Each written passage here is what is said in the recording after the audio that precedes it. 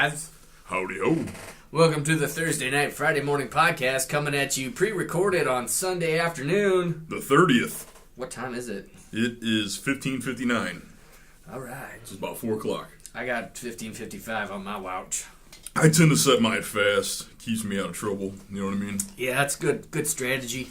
How you doing, Nate? I'm doing good. Today I went to my grandfather's house. He's in a nursing home because he had a mild stroke, and we built some ramps on his house so he can get in and out easier. My pawpaw snuck up on the house today. Oh, yeah? While I was still in slumber. What did he do? Beat on your window? No, Get out of bed! No, Sasha spotted him, so he didn't. It's practically impossible to sneak up in my house. Yeah, well, I wouldn't want to sneak up on your house. Yeah. That's a bad decision. It's you asking for trouble. I'll just shoot you and let my dogs eat you. Yeah. Like, I won't even kill you. Like, I'll just wound you so you can't get away, and I'll let them eat you while you're still alive. I'll just get a Smith & Wesson Governor and put a couple buckshot loads in your leg. All right, dogs. Have at them. I always got the 410 with triple-aught buck. That's what I was actually thinking about. I got printed out paperwork somewhere to get my FOID card, and I'm looking at getting Smith & Wesson Governor. I would recommend just go ahead and get the Taurus Judge. Really? Which is what Smith & Wesson copied. Well, it's the 5. I only wanted the Governor because it's 6 shots instead of 5. 5 shots, and if you're planning on having 410 rounds in it, you're good. If you have to shoot the son of a bitch one more time than 5. Yeah, I know, but I understand. I get the idea. I don't know. When I think of a gun, I don't want to think of actually, you don't want to think of killing somebody. You want to think of using it for stopping bodily harm to yourself. Oh yeah, of course. So you're not like, I'm going to murder this guy. You're like, I'm going to keep this guy from killing me. That's what a gun is for. Right, It's to keep somebody from killing you. Yeah. So, but I look. I see it the other way. I see it as this gun is for me to kill him before he kills me. Well, it's the same concept. Yeah, in a way, right? Yeah. But also, I did a little bit of homework. I mean, the Smith & Wesson Governor is higher ranking official, unless it's a federal judge with the Taurus. Oh, okay. But the Governor's also a scandium frame with a tritium sight. Yeah. And that's higher grade materials. It is, but you have to look at. It's one of those things where we can go into a long discussion. I don't want to get liable against Smith & Wesson or anything. I am not a fan. I'm not a fan, and I'm not fond of Smith & Wesson products for multiple reasons. The other reason, though, I would lean towards the Judge is it's cheaper. It's cheaper, but I'm going to tell you, on quality-wise, it's completely on par. But not only that, it's got a better grip. Yeah. And it's got the rib grip. There was something else. But the thing with the Smith & Wesson is it double tritiums? It got front and rear. Just front. Just front. That's because that's really all you need is a front night sight. But that was the other thing. Damn it. But at the same time, the point of what I was trying to get around to is as far as a sight goes, keep in mind what you're shooting out of that gun. Well, it's buckshot. Yeah. So you can also do 45. Long Colt. Colt. With the Governor, you can also do ACP with a moon clip. Well, I think you can do the same with the Judge also. I'm not sure. You should be able to because the diameters are completely the same. Yeah. The only difference between a 45 Long Colt and a 45 ACP. It's the length. Well, is the case length. Oh, that's right. Yeah, it's the case length in the powder charge. The 45 Long Colt's a much higher pressure round. The other thing too that I looked at was that the Judge actually has a safety on it, whereas the Governor does not. I wouldn't want to own a pistol that didn't have a safety on it. Well, the safety is inherently in the trigger because it's a very heavy trigger pull. Right. It's one of those things, I'm not trying to knock you. I know you haven't been around guns as much as I have. That's the thing. So I understand. That's why I'm... Yeah. It's like, well, you saw my 1911. I carry it cocked and locked. Mm-hmm. I know people that will not own a 1911 because they refuse to carry it that way.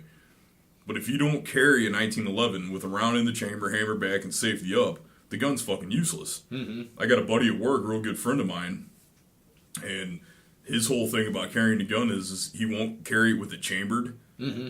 He thinks that in a position where you pull a gun on somebody, hold on, let me... He doesn't realize, people don't realize they haven't been through training. I haven't been through the most, but I have enough. Mm-hmm. I'm more than a novice when it comes to hand and shoulder-fired defense weapons, and I tried to explain to him, the first thing that's going to happen to you, especially a person who hasn't worked in an industry. I worked in an industry at a time where I had to pull my gun from time to time. Right. If you're simply trying to just take a couple classes here and there, and you've seen a bunch of movies, and you think you'll be able to handle, what people don't realize is when shit hits the fan in a situation like that, it's fast. It's fast, but the first thing to go on your part is blood pressure to your extremities. Oh, really? Yeah, that's why you ever had like a bad adrenaline rush and your fingers and toes kind of tingle? Okay, yeah, I don't get too many adrenaline rushes, but what that is that's your body is falling into an evolutionary mode back when we used to run from saber-toothed tigers. And what it is it's pulling all the blood and forcing it to your brain and to your heart. Okay. Because you need your heart to pump more blood to help you move, and more blood goes to your brain, you think faster. Mm-hmm. So that's why that happens. So there's all these little things that people don't put into context. They don't think about it. They think it's as simple as carrying a gun, pulling the trigger. It's not that. Nope. There's so much you need to know. One of the first things I think people need to do is take classes for weapon retention, number one. Yep. Then worry about actually using the motherfucker. There's nothing worse than having a gun taken away from you. Oh my God. Did you hear about that lady that was, it was to do with the Ferguson bullshit. She went out and bought a gun for protection, and she was driving with her boyfriend in the passenger seat, and she was moaning and carrying on and waving her gun around, swinging her gun around, and shot herself in the face. I did not hear that. Yep. Is that here in St. Louis? Yeah, that was. Yeah. She was. I guess they were protesting or whatever, and she was swinging her own gun around and blew her own face off because a gun is not a toy. A gun is a tool for self-defense.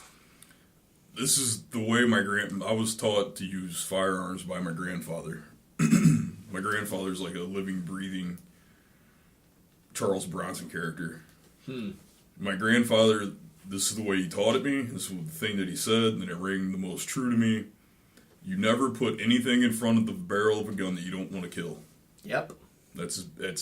I cannot think of any more vanilla, plain, simple way to describe. No, it's absolutely true. Under any circumstances, that's just like. Yeah. I always get nervous around people that have never shot guns before. Oh yeah, I'm really finicky about who I'm around. Yeah, because people are dumb. Yeah. It's like, I don't know. It's just like one buddy wanted to come over to my farm and go rabbit hunting, and I was like, yeah, man, we got more rabbits than you can even contend with.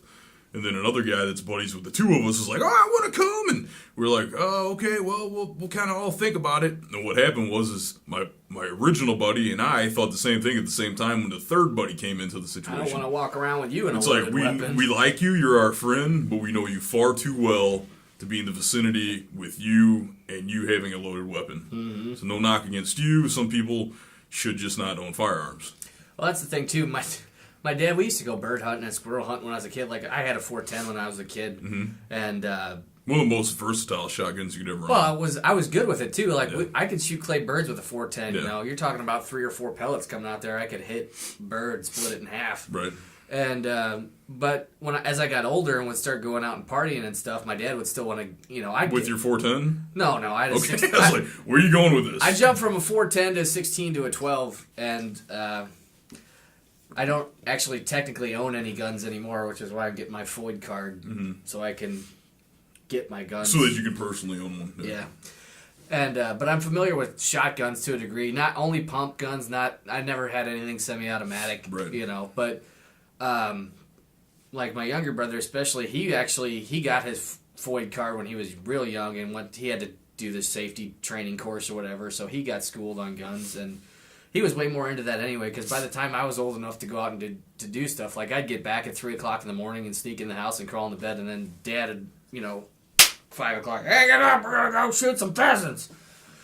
And I'd be like, let's see, I've been asleep for 2 hours. Do I really want to go walk around with a loaded gun? No. So I fell out of that real quick because I'm like, I'm not going to walk around tired with a shotgun. Did Bob, was he raising pheasants? Yes. Yeah, that's what I thought. Well, he used to. So I was going to say, there's pheasants around here, but not that many. No, well, we would have like 150, 200 at a time, and what he would do is he would take them in a pheasant. There's a neat trick for you guys. If you ever catch a pheasant or any kind of wild bird or chicken, like game birds. Fowl. You can tuck their head under their wing and you rock them back and forth. They pass out. They go to sleep. So he would take 5 or 6 pheasants, tuck their head under their wing, rock them back and forth, and then he'd go place them in specific points out in the woods. And then he'd invite these guys pay him money to go out on his property to hunt and pay him X amount of dollars per bird. And he'd take him with the dog and have the dog scare up the sleeping pheasant, and they'd go, wow! And they'd get, live action. Yeah, right. They'd all go home with 2 or 3 birds, and they'd be like, wow, we had a successful hunting trip. Yeah, it's like, it has nothing to do with this giant building full of pheasants sitting here. They're, in Czech, where I lived, in Morava, pheasants are more... I'm trying to think what... You see pheasants the way we see squirrels here in southern Illinois. They're fucking everywhere. Like, anyone that's like a bird gamer, well, they would blow their fucking mind with how many pheasants. Oh, man, I looked out the window the other day, and there was 16 turkeys behind the house. Oh, yeah, same out of my farm. Those little bastards, they get braver and braver every year. Mm-hmm. I was always afraid Buffy was going to go after one. That would not go well. Well, Sasha got one. Oh, did she? In the summer, because she figured out where they roosted below the hill. There's like a honey locust grove, and then it opens up where the fields connect, and then on the other side's a maple grove, and she figured out that inside that maple grove is a big-ass walnut tree, probably at least 80 to 100 years old, and they roost up in that motherfucker. And she figured it out, and she got one, and the way that I know that she got one was I was out mowing one day. I went in, and I called her in to drink some water, and she drank the water too fast, and she puked on the kitchen linoleum, and out came a turkey leg. Oh, my God. Yeah. Well, that's just like, we used to have turkeys out here more when I was younger, and a friend of my dad's, he doesn't really let anybody come out and hunt anymore. Mm-hmm. This is one of the reasons why.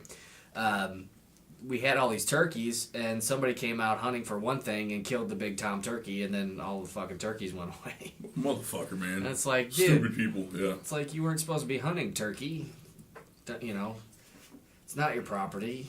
So yeah, and of all things, especially if you're going to kill the tom, that would be something you would ask the property owner about. Nope, just take the shot. Fucker. So anyway, what I was going to say about Czech, the funny thing is, in the southeast area of Czech where I live in Morava, pheasants are extremely common. They're numerous in numbers. But also, my cousin Igor, his last name is the Czech equivalent of pheasant. Oh, really? Bajant. That's how you say pheasant. In Czech is Bajant.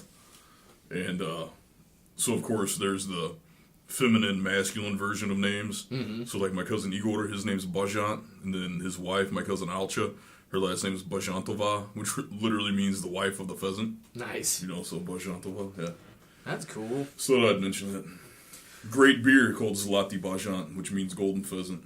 It's a very good beer. Can you pick that up at the International Grocery Store? They do have Zlatý Bajant. Yeah, they do.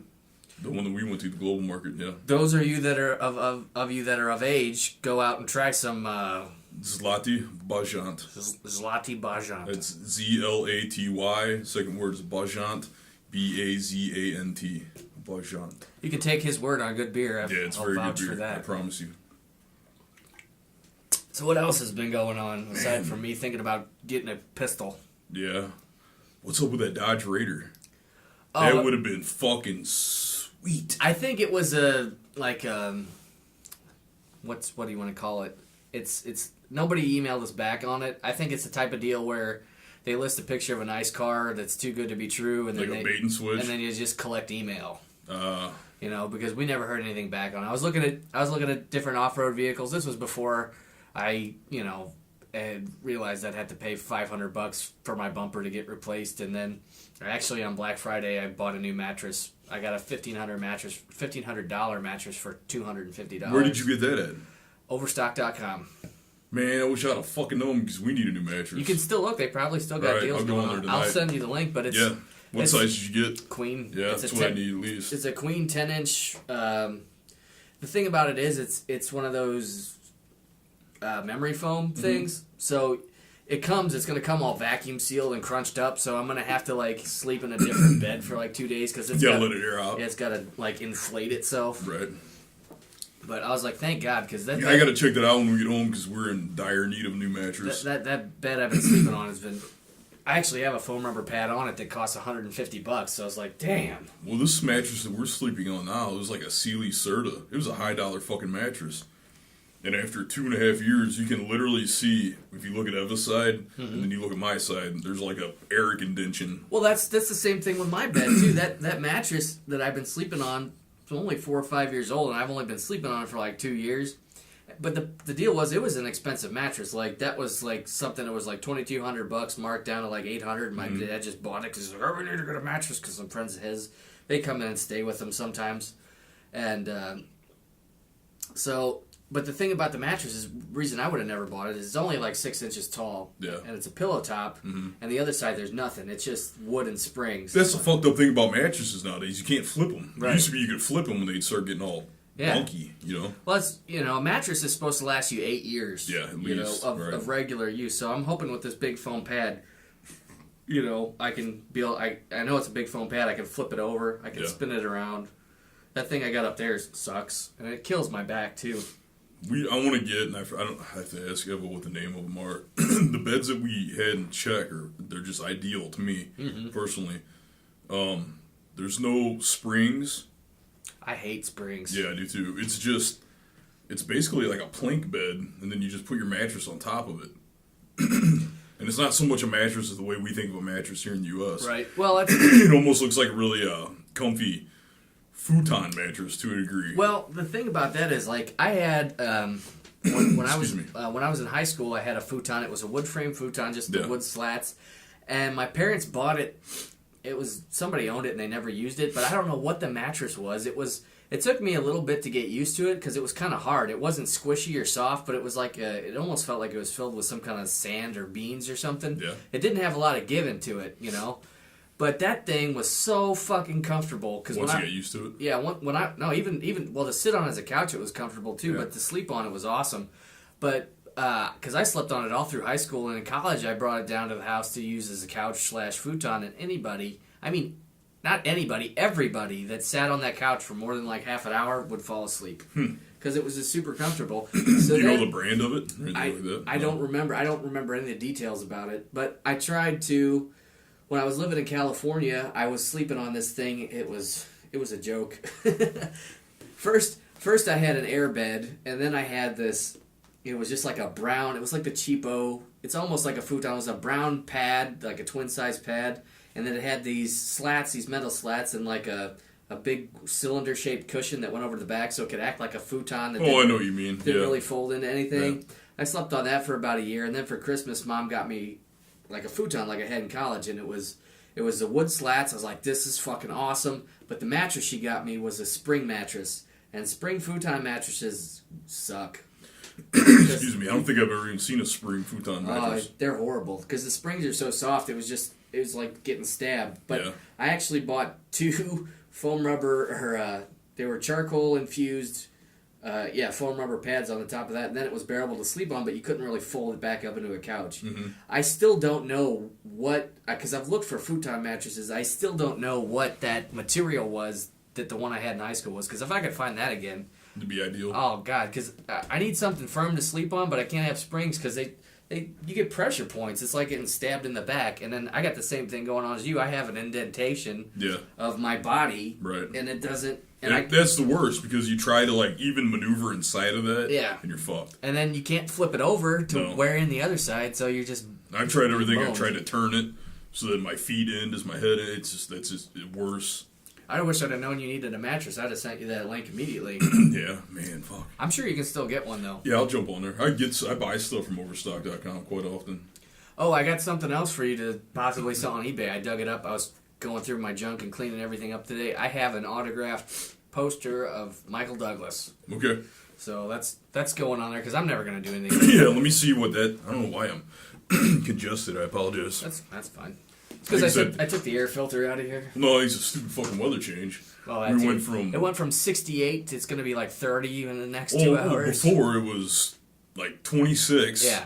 Like the one day the high was 28. Yeah, it was like 27 on Thursday, 50 on Friday, 60 on Saturday, 68 Sunday, and then by tonight it's going to be back down to 20-something. Yeah, so about 2 hours ago before I left, it was like 68 degrees out on my farm. Those of you in Europe will have to do a conversion to Celsius. I apologize. Yeah. I'm not familiar with my centigrade right now because I don't live in Japan anymore. I'm the same way. Imagine it going from 28 degrees centigrade to -0 in the same day. Yeah. And then I think it's going to warm up again on Tuesday. I think the 50, and then it's going to drop again, so... Fucking weather. That's what gets me congested. Yeah. Well, that screws me up. That's why I always get sick when this happens. That's why this year I actually bought a supplement called Epicor. Mm-hmm. Are you familiar with it? No, I'm not. It's a type of yeast. Yeah. And they used to feed it to livestock for a long ass time, and they noticed all the people that were directly involved in handling it never got sick ever. So where'd you get that at? I ordered it online From Amazon. Okay. And so they figured that out in like the 1940s or whatever, and then they eventually developed it into a version that it's consumable for humans, is not going to screw you up any, and they've done studies on it. What it actually does is it makes your blood healthier. Right. Like your blood becomes it's like almost 10% like more robust in terms of just looks. Yeah. And then on top of that, it activates more T cells, more attack cells, so you're less likely to get sick because it's like giving your immune system phosphorus grenades, basically. It's like, we're going to fuck up everything. Was this made by the Umbrella Corporation? I don't know who makes it, but it's patented. So. I'm joking. The Umbrella Corporation. Yeah, I know what you're talking You about. said T cells, so it made me think of the T strain. Resident Evil, but yeah. Whoa. What was that? I just dropped a washer on the mic stand. No. But yeah, no, I've been taking an Epicor supplement, and I've been taking gummy vitamins for with extra zinc to improve immune function. That's what men over about 25, I recommend they take a zinc and magnesium supplement.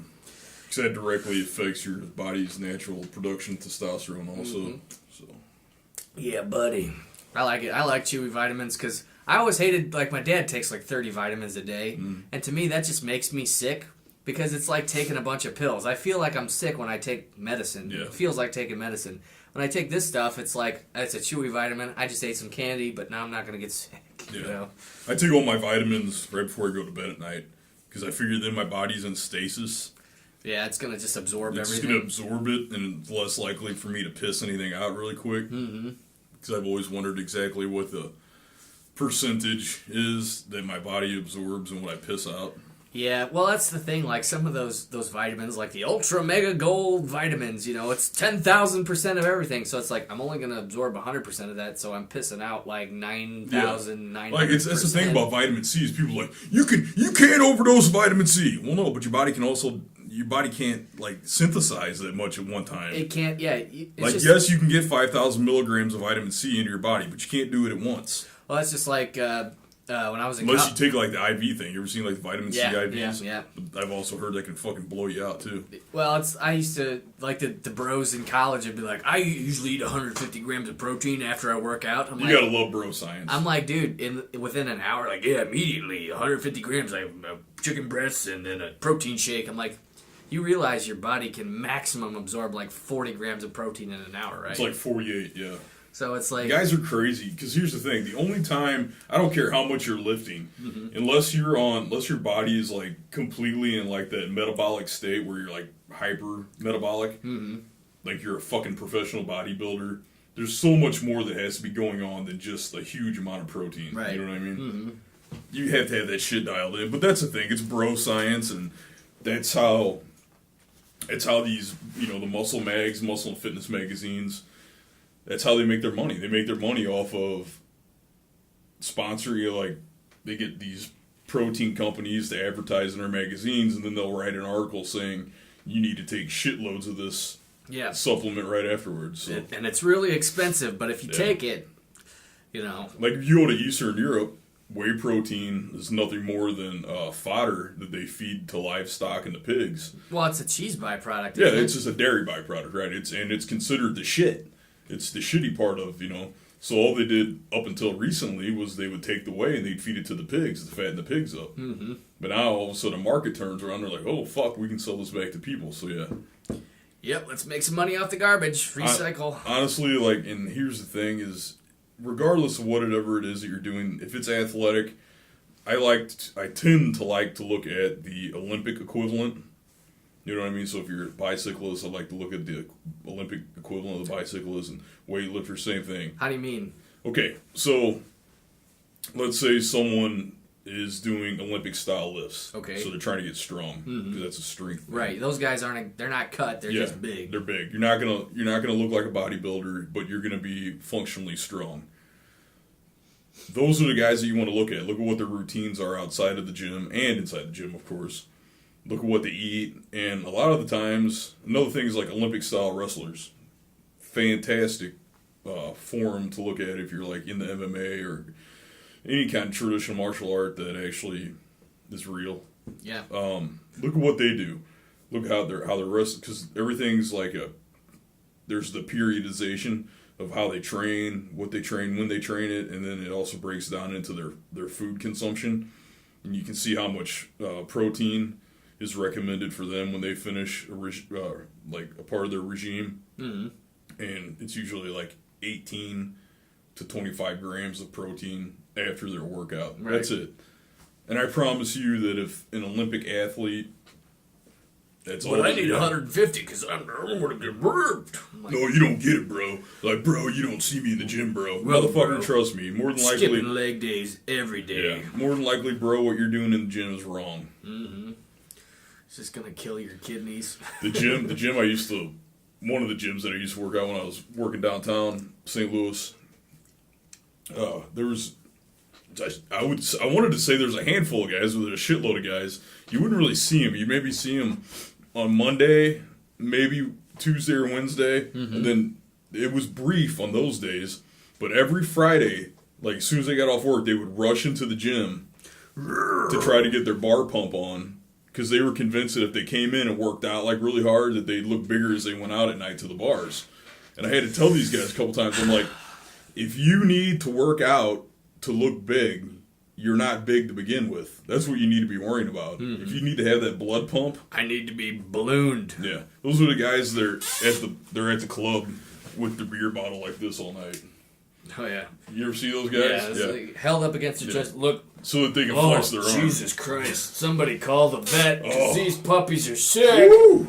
I'll call a doctor. I'm cut. Oh, good grief. Yeah. Yeah, bro. No, this isn't a medium. This is Michelob Ultralight. Okay. Yeah. Low calories. I gotta watch my carb intake. Word. Shit. You see them at the grocery store and they got a cart full of Oreos.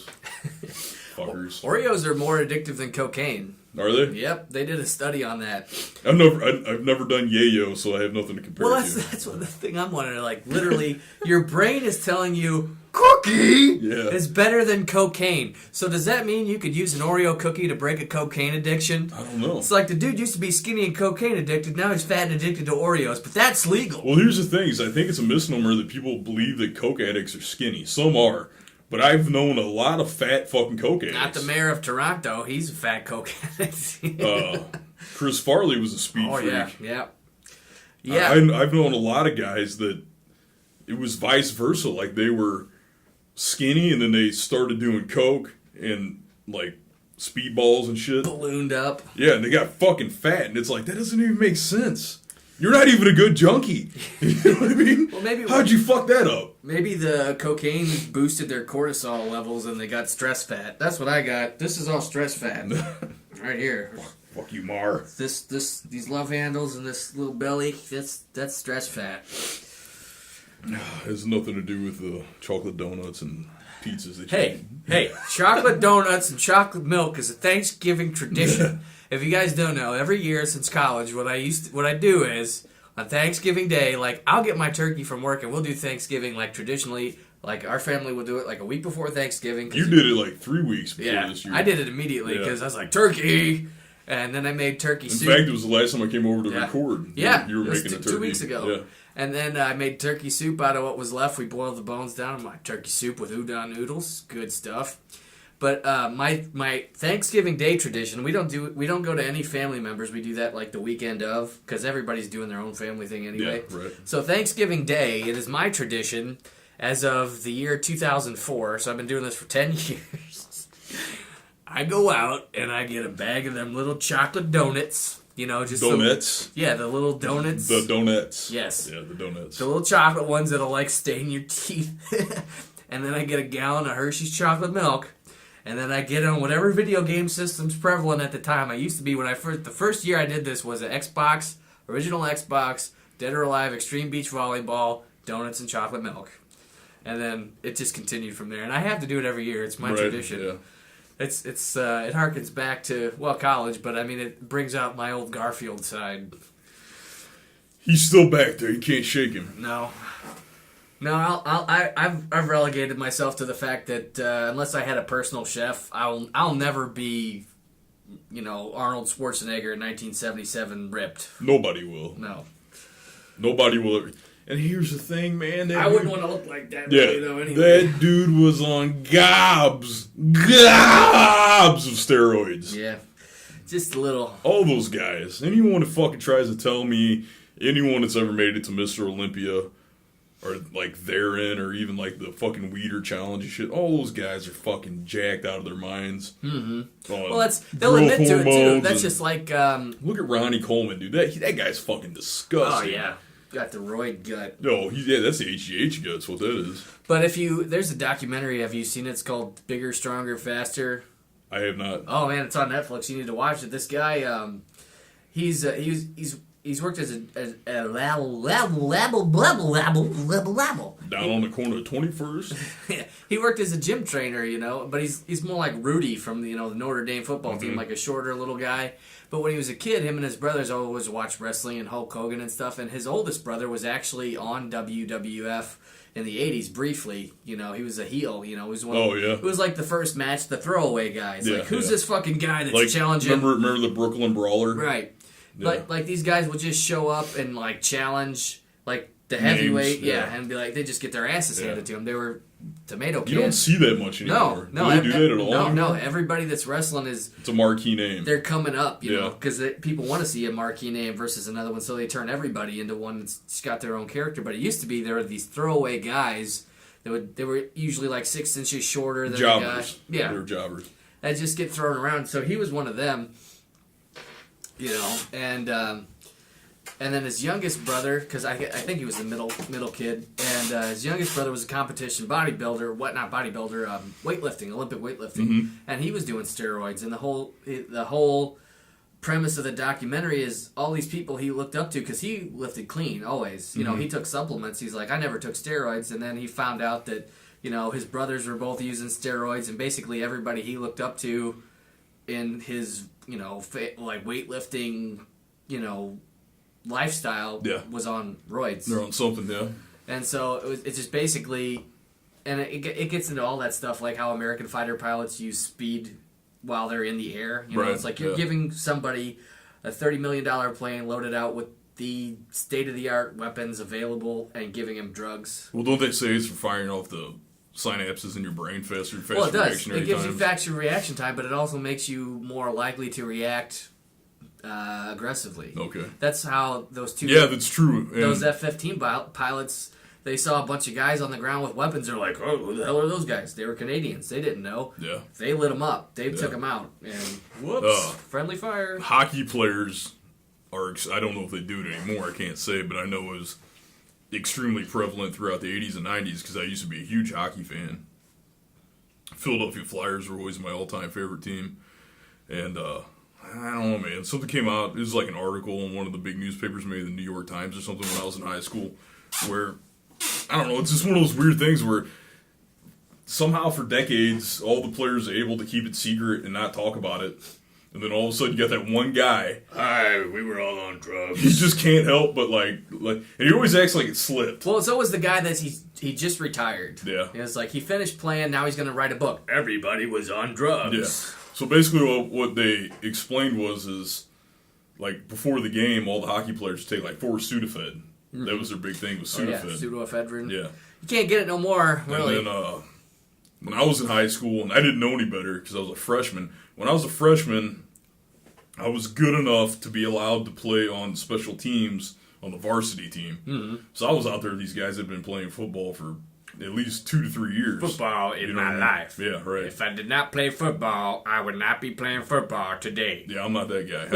I did it because we didn't have a wrestling team. Right. If we would have had a wressling team, I probably would have went to college. We had 2 sports. We had basketball and baseball. Yeah. I played Little League one summer, and I got hit every time I went to the plate and decided, I'm not playing this shit. I quit playing football the year after I got my license because I was just like, fuck this shit. I got other stuff. I got a car. I'm going to go chase. I'm going to go get some pussy. Yeah. Fucking be the Tang Slayer, not the fucking football player. So anyhow, a guy that I was friends with, I won't name his name, he was like, here, take these. And we're all like, what? What are they? And they turned out to be... They'll get you high. They turned out to be mini thins. Oh, God. I knew a girl in high school that used to crush those up and snort them. Well, this is the thing, is like I said, these guys have been playing ball already. They're a varsity team, so they've been playing football. In high school, I went to a big football high school. So they've been playing on a serious level for at least 2 to 3 years. So they had been introduced to it by the hardcore guys before them, and then yeah, it just trickled out. I was like, what is it? And he's like, oh, it'll make you more alert for the game. And I was somewhat naive, and I was like, oh, really? He's like, yeah, it's cool, don't worry about it. And I remember him saying this. He's like, you're a pretty big guy, you better take 2 more. So he gave me like 2, so he gave me 2 more, so I had 4. And I just remember being fucking wired. And the thing was, I remember feeling like a fucfucking psychopath. You know, well, that's like me drinking one of these things. Yeah. I drink an amp energy, and I'm going to be jacked up. No, that's the other thing, too. I was... somebody else was saying something about how a lot of symphony performers that get really nervous and stuff to play in front of those huge crowds at those, like, the London Symphony Orchestra. A lot of those people are on, like, a beta blocker. And what that does is actually prevents your body from telling your brain that you're nervous. Yeah. So your brain's like, everything's cool. It's cool. We're not nervous. Nobody minds if I do this. We're just performing for the most elite orchestra in the world in front of the creme de la creme of society, and I don't give a fuck, but I'm going to play this violin like without a jitter.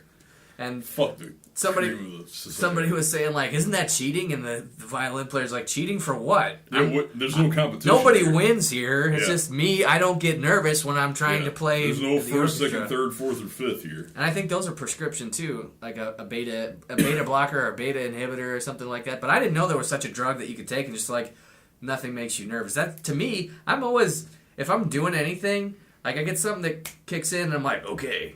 Being nervous for me, I use the nervous energy as a weapon. Yeah, I'm the same way. If you took that away from me, I'd be like, whatever, I don't give a fuck. Yeah, when I'm running a new product at work or something, for instance, that I've never run before, and unfortunately in my line of work, if I fuck something up, we're eating money. You know what I mean? Well, it's anywhere. We're kind of fucked to a degree. So when I get nervous, I've been there long enough. People have figured out, like when I'm running something new, if I look like I'm on edge, stay the fuck away from me. But it's good because I don't fuck nothing up. Right. Because then I'm on. You know what I mean? Well, that's what I'm saying too. Like I use it when I get nervous. Like, well, they had me running back and forth in like 3 departments, and I only knew one job really, and so I would go in there and try to run these jobs, and you could tell, management's getting flustered with me because I'm asking 50 questions. And I'm like, what's the big deal? Because I'm here by myself, never running this before, and I don't want to fuck it up, because if we fuck it up, A, we lose money, and B, we got to run it again, and that's more money gone, because time is money. So for me, if I've never done something before, I'm going to be nervous about it, I'm going to ask 50 questions about it, and I'm not going to feel bad about it, because I'm going to get it right the first time. Yeah. We hired this new guy in there, and he won't ask a question. If something goes wrong, he's one of those people that's like, oh, this broke. I'm going to put it underneath some paper so somebody else finds it, and hope that they won't think it was me. Yeah, and they won't know what happened to it. And it's like, dude, everybody else here would be like, this is broken, And if it's me, when I'm in a situation, you cannot be afraid, especially if you're new, to ask a question. Because you've got an out. If you're the new guy, you have so many outs. You've got at least... It's okay. Yeah, you've got a solid 6 months to ask questions like it's nobody's fucking business. You got a solid 6 months to not worry about fucking something up. Right. Because if you fuck something up within your first 6 months, it's basically your trainer and your employer's fault that you weren't taught the right way. Right. If you fuck up beyond that... Unless you come into work wearing a fucking helmet. Yeah. Then... But that's the same thing, too, with that supervisor I had that got fired. It was the same deal. He knew everything there was to know about InDesign and Illustrator when it came to setup and color on a computer. A computer does not see color the same way a 4-color press does. A computer's got 256 million colors or whatever. Is this something that recently happened? Well, this was before you even started. Oh, okay, all right. On the press, there's cyan, yellow, magenta, and black. Right. You know, and so it's interpreted differently. And he knew how to manipulate the computer to get it the way they wanted it to come out on paper, but he did not know shit about how the press ran. And he didn't know, like, the order that the plates had to be on each unit to put the color in the right order to get that effect. Right. And so he would just send stuff out to these guys. It would be totally fucked up. I mean, it looks good on the computer, but it does not run well on their press in the layering that he's got it in. Because he wouldn't ask a question. And he'd worked there for 2 years. Fucking shit up for 2 years. You know, so I watched him do it on multiple occasions. That's what I call competently fucking shit up. Right. And it's like, dude, I think what happened was they made him the supervisor out of the gate, and then he was too proud to ask any questions. It's like, I'm sorry, but if you're brand new to a place, and the 3 other people in the department have worked there for a combined 90 years, you're allowed to ask some fucking questions. I'm a supervisor at work, and I've only been there for like 4 months. Yeah, I'd say like 5-6 months maybe. Yeah, 4 I think. I'm going on 4. I never hesitate to ask a question. Well, you shouldn't. Yeah. If anyone ever treats me like an idiot for asking a question, that person's done as far as I go, like, professionally. I have no need for you anymore. And even now, you know, you can't... You should have a level of humility and humbleness when it comes to work. If you don't know something, ask somebody. They're not going to be like, this fucking idiot, he doesn't know shit. Well, they might, but if they do, like I said, they're dead to you. Right. Professionally, that person, you're done with. Anybody that's worth a damn is going to understand they don't know this because they've never done it before. It's not like, you know... They have to go back to remembering, you know, it's not like everyone walks into a place of business knowing how to do the job they're hired. Right. How often is that? Never. I don't care, even if you had some kind of vocation. Well, even vocational stuff, they'll teach you, like... And that's the thing about, like, even a trade school. They'll teach you how to weld. In theory. Well, you'll apply it to a degree. Well, you'll apply it to a degree, but in a controlled situation on something that's set up, it's like, clean. Here, take this square piece of metal and tack it onto this square piece of metal. Yeah. In reality, get under this boat that's jacked up at a fucked up angle and tack this... filthy as a motherfucker. Yeah, tack this dirty fucked up piece of metal to that dirty fucked up piece of metal with the shittiest equipment we got because it's cheaper. Yeah. It's, you know, and I think that's why a lot of, you know, kids, especially out of college, are like, I can't find a job, I got a degree. I'm like, your degree is a theoretical degree that means you know how to follow directions. Mm-hmm. To, you know, there's a difference between knowing how to do a job and knowing how to work for a company. Do you know what I mean? Yeah. The department that I work for, there's a guy, he's my supervisor, his name's Jim, he's a fucking awesome guy. Just insanely brilliant when it comes to, like, mechanical applications. And a couple of the devices that we have, like, I've been running this 12-head spooler, I was telling you about it before. Mm-hmm. The thing that would give me a heart attack to Dude, look at. One day I'm gonna have you come and just look at it, No. so you can see what I'm talking about. I could draw it, but it's... I get like I will explain this if we haven't before. Like, I can do stuff. Like, if I sit down at a computer, I can do anything as long as I have that Control Z button. Yeah. Or a machine that moves slow. But like, you put me on one of those machines that's spitting out like 100 envelopes a minute. Yeah. I freak out because this is literally 12 mandrels. So I'm pulling off of one master, and one master is being slit down to 12. Yeah, 12 thinner pieces. I would look at that and hold on, it gets worse. This machine is like an operator's nightmare. Because basically, what an operator does is, once a setup's done, it's kind of the hard parts out of the way. So from then on out, you just babysit it to make sure all the aspects therein continue to run. Right. Which means you basically have to eyeball certain things on the machine. Well, unfortunately, the way this machine is set up, there's so much shit you have to eyeball. Right. You know what I mean? It'll fucking make you crazy. Well, that's the problem I have. I can eyeball about 3 things at once. Yeah. If I have to act on one of those things while the other two's still hauling ass, everything just locks up. Like, I'm like the computer that's frozen. Yeah. I can do a heavily focused task, but I suck at multitasking. Yeah. Well, the thing I was getting to on the 12 head is on the what we call the control side, which is literally where the screen is, and there's dials for speed and sensitivity and balance, and where my air controls are. It's here, and then here is my die station, where my die goes in, or if I'm using crushing blades or what have you, Below it is the mandrel. It's roughly 8 inches off the ground. Mm-hmm. That's where my master goes on. So what happens is the master runs up through a web like this, and then it comes into the die station. Well, some of the die stations, some of the things that we were asked to do in the past, and this is one of the reasons the company I work for is so successful, is we have Jim, the guy I was talking about, my boss. He's so sharp in the mind that we have these homemade devices. If you look at them, they look like they were made by the company, but they're not. Jim had created them and designed them to alter the way in which we can convert material, because no other converting place in the U.S. was like, we can't do it. We can't convert something that small with a dry edge or something like that. Right. We can't do it. But fucking Jim would sit and think about it. He'd go home and start drawing shit up, come into work to our maintenance guy, Sheldon, and Sheldon's a welder and all that shit, and they fucking fabricated it. And they had these die stations. So they basically invented their own hardware. Yeah, they created the technology to do some converting. That's when you know you're working for a good company. Yeah. When they make shit. That's one of the things I loved about eFilm, especially before it got bought, was all this new video conversion technology and networking shit.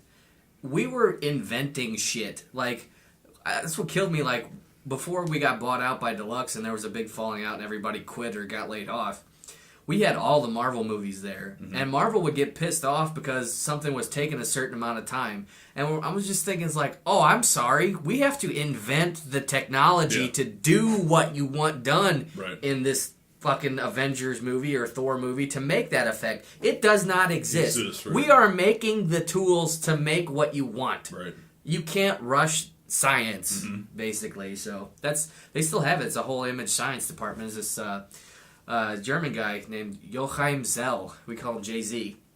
But he's inventing all kinds of cool shit for video workflow. Well, yeah, that's my boss at work, Jim. Jim Inman's his name. He actually went to the same high school I went to, but he's the cousin I was raised with. They were classmates. They were buddies. So he's a sharp motherfucker, man. So he's one of those guys, anytime he talks, I fucking beam in right in and I listen to everything he says. Because he's one of those guys that he knows so much shit about so many fucking machines there that I think a lot of people, there's some professional jealousy because of that. Oh, yeah. I think people are intimidated by that. That's the other thing I hate. And he doesn't use it. He's such a humble guy. I've never ever seen him use it to browbeat anyone, you know what I mean? So when he talks, I know that what the fuck he's saying is right. And I want it, you know what I mean? Like, if this guy's gonna fucking give me all this knowledge coming out of his mouth, I fucking want it. Mm-hmm. Because I want to be him when I'm his age. Right. You know? I need that. I want that. Because that's how I am. I fucking hate thinking that I don't know something about something. Oh, me too. Fucking crazy. Well, that's the thing too. Like, when I first started, everybody's like, wow, you're asking so many questions. I'm like, yeah. Dude, I got notes. We have lockers. I have a whole notebook full of shit. We've got lockers at work outside the lunchroom.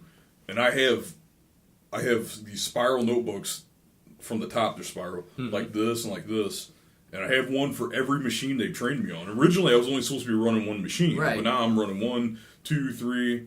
I can run 5 machines whenever they need me to. Well, I have a fucking notebook for each machine, you know? That's the same thing, too, when I started in pre-press before they moved me to digital. Like, I knew how to use InDesign and Illustrator and all that shit just from dealing with it at home, you know? Right. And to run the plate setters, though, being as fucked up as they are, you know, they're just old. I have a notebook for each machine that's full, and then I have notes on how each plate run on the press, so I can deal with stuff when nobody's around, because I would work there at night by myself, and the supervisor would come and be like, hey, this is fucked up, can you fix it so it'll run on this instead of this? Like, so you got to reset the plate up, and that's the stuff that would piss my supervisor that got fired. It would piss him off because he'd be too scared to ask the question, and he would just give him fucked up shit, and they'd have to give it to one of the other guys that worked there for 30 years and have them fix it. And then the thing that really pissed him off was the developers use these like potassium hydroxide, like super harsh chemicals to like breathe in or get on your skin. Right. So volatile. I had downloaded a PDF that explained what grade of materials you need to handle these chemicals, and I went and got it. That's why I started wearing gloves at work, is because the potassium hydroxide would eat holes in my fingertips. Yeah. So I started wearing the gloves, and that started pissing him off.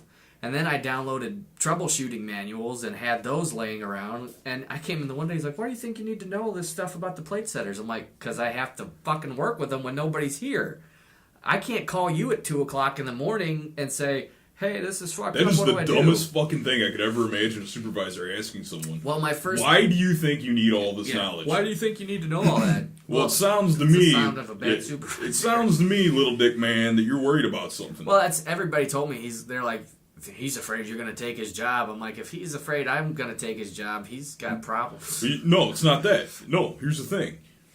He is afraid because the motherfucker wasn't up to par with you. That's his fucking fault. He can't lay that off on nobody else. Well, if you were able to do his job better than him, as long as you didn't walk in trying to slit his throat and take his job. Well, I would never do that to I know anybody. you wouldn't, but I'm saying this like in a theoretical. I do know situation. people that are like that though. Yeah. At eFilm, they hired this guy just as a temp, and he got real cocky right away. And he's like, "Well, I'm gonna do this," and he would ask me questions. I could tell were like, "Why do you want to know this? So you can undercut me and fuck me out of my job?" He thought he was being slick about it. I was like, "Dude, I see you." Yeah, I'm right here, motherfucker. That's right. I didn't just fall off the turnip truck just because I'm not from fucking Boston. That's why I do the way I work the same fucking way every day. Every day I clock into, every day I clock out. I'm the same motherfucker every second. Because is there anything I can proudly say about myself is you're going to be hard pressed to find a motherfucker to outwork me. I guarantee that. I don't know anybody.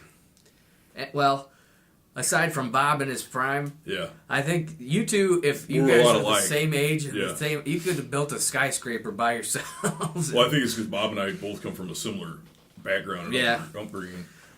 Safe, self-made dudes. But that supervisor that got let go, the first night I was there by myself. You remember trying to fight that machine when the control arm didn't want to move? Oh, fuck yeah. That thing was... And the thing is all logics were aside. Like, right. Logically, everything should have been fine. Mm-hmm. So whatever the fuck was going on, it defied logic. It was a software problem. Yeah, of course. So, but... I remember the first night he left me there. He would when he was training me how to use the machines. The first time there's these the slip sheets that go in between each metal plate so they don't stick together.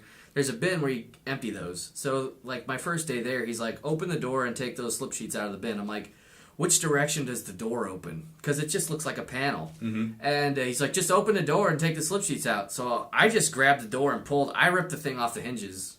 I was like, all right.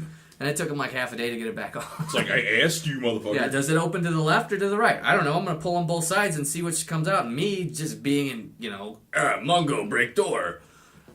Just, you can't be as big as me and not manipulate something correctly because I will break shit. Why is it so hard to answer a guy's question? But I don't know why people have to be so fucking just passive-aggressive. I hate that shit. Then on top of that, these machines jammed up all the time anyway because they're old pieces of shit. Yeah. And the pneumatics are fucked up. So I'd be like, the machine's jammed. What do I do to fix it? He's like, you come tell me, and I'll come clear the jam. And I was like, okay. What do I do when you're not here? Don't worry about it. That doesn't answer my question. Yeah, that doesn't help me. Well, every time I asked him a question, he thought it was like I was giving him a quiz or something. I'm like, I'm not trying to provoke you. I genuinely need and want to know. That's a guy lacking confidence, and he sounds like a weasel.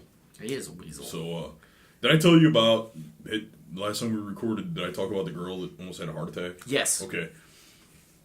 This is kind of hearkening to the situations in which we're talking about just weasels in the workplace.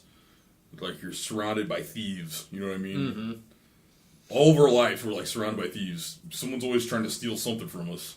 If it's seconds of our life that we'll never get back, it's always something. Your energy. Yeah, right. We already fucking talked about vampire, those. Yeah, fucking energy vampires. I got one of those at work too that nobody else stands. I've known him for so long that I'm able to keep him in check, but he fucking wears me down. Mm-hmm. So everybody's got somebody like that. I've got this lady at work who just, when they nominated me to be the shift supervisor for nights, she was so mad and she's so passive aggressive about it.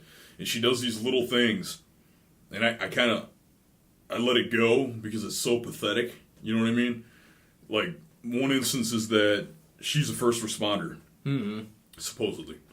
When that girl came down and said she was having heart problems and everything, I checked her pulse. I did absolutely everything a first responder was capable of. Right. Except I didn't want to walk away from her to get someone else to do something I was capable of. Right. You see what I'm saying? Mm-hmm. She was pissed after I got back from the hospital. She, vented that I didn't come and get her. I said, well, look, here's the situation. I did the exact same thing that you would have done, I didn't see any use in me leaving her alone to come get you because this person's overweight. It takes this person a long time to get anywhere. Don't you love that? Yeah. And also, this person has an attitude. Any way she talks to anybody, it's always a production. It's constantly a production. So she'll repeat the same thing 6 times. Mm-hmm. You know, she loves to fucking hear herself talk. So I knew that would exacerbate possibly the situation that the girl is having, you know, fucking heart's racing, feel like that. I didn't want that. You don't want to amp anybody up that's already amped up. So I had to deal with that. Well, in the meantime, as I get back to work, and I'm writing out a situation report, which I always do in any kind of situation like that. I'm not required to, but I fucking do it to cover my own ass. Mm-hmm. She walks up to me and tells me that she has called my supervisor to let him know everything that happened. And I had to say, wait a minute, why did you call my supervisor? Well, I wanted to let him know what happened. You do realize that I am your supervisor. This is my job. Right. I looked down at my watch. I'm like, you do realize that it's 12:30 in the morning, right? Yeah. Do you really think it was necessary to call our supervisor at 12:30 in the morning? Part of my job as your supervisor is to screen the bullshit that goes to my supervisor. So you just fucking made me look bad. So she does this shit constantly. It's a constant thing. I catch her like walking around trying to tell my other shift workers what they're supposed to be working on at night. Mm-hmm. You know, I'm ready to fucking snap on her. But luckily my supervisor sees it and he's like, fuck her, she's fucking ridiculous. Yeah, you got to take that in stride. There's always somebody that wants to lord over everybody. But the problem is that she causes problems, you know what I mean? Because I had people constantly walking up to me and being like, why the fuck is so-and-so walking up and telling me what I need to be working on? I've been here 4 years longer than her. You're my supervisor. Right. I'm like, hey, dude, I didn't put her up to it. If it happens again, come get me. I'll take care of it. You know, so. Yeah, and that's something you got to probably like write down instances of too. Oh, I do. And that's that's the other thing you got to watch out for in office type places is like my brother started working doing sales work, and what he's got to do is basically solar panels, and so what he's got to do is he's got to. So he's got a second job? No, he just quit his other one. He's not at Lure Brothers no more? Oh, no, other brother. Oh, Ben, okay. Yeah. But, he's got to basically get 5 people a day to agree to have a consultation about getting solar panels. Well, it's Black Friday, and he's out there because they basically set him up at, like, Best Buy and Home Depot and places like that. That's a cutthroat fucking job, man. It is. And the other thing, too, is he's got this guy that's been working there for X amount of years, you know, says, hey, call these people back for me and set my shit up for me. And Ben's like, well, isn't my job just to talk to people in person and get consultation? I'm not supposed to call anybody.